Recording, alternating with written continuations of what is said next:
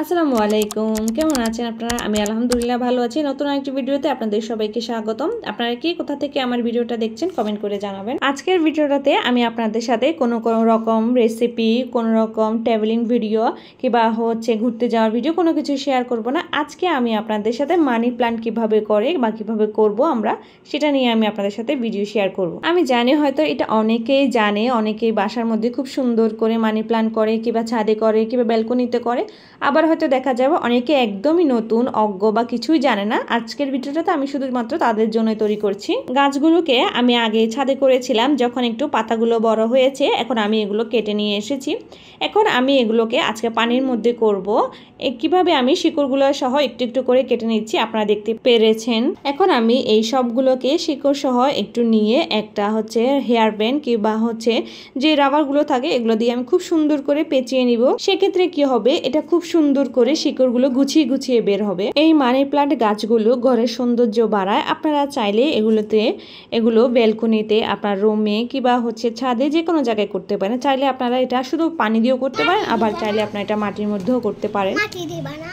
না, শুধু পানি দিয়ে হবে? হ্যাঁ হবে। তুমি একটু পানি নিয়ে আসো। মা, এগুলা কি? দাও পানি নিয়ে আসো তুমি একটু। বলো এগুলা কি? বলো না, এগুলা কি?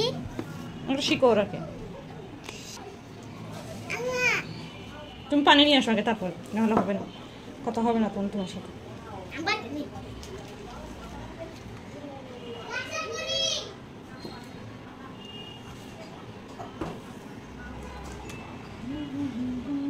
গাছ থেকে আমরা সবসময় অক্সিজেন পেয়ে থাকি, তো তাই আমার মনে হয় আমরা যেহেতু শহরে থাকি আমাদের গাছ লাগানোর ব্যবস্থা অ্যাভেলেবেল না, তো আমরা চাইলে ছোটোখাটো এরকম টবে করে আমরা বেলকনিতে রাখতে পারি কিংবা রুমে রাখতে পারি।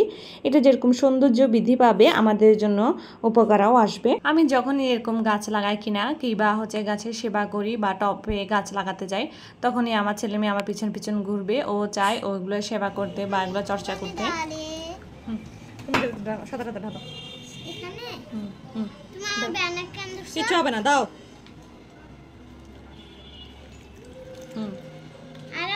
আরো আনবো।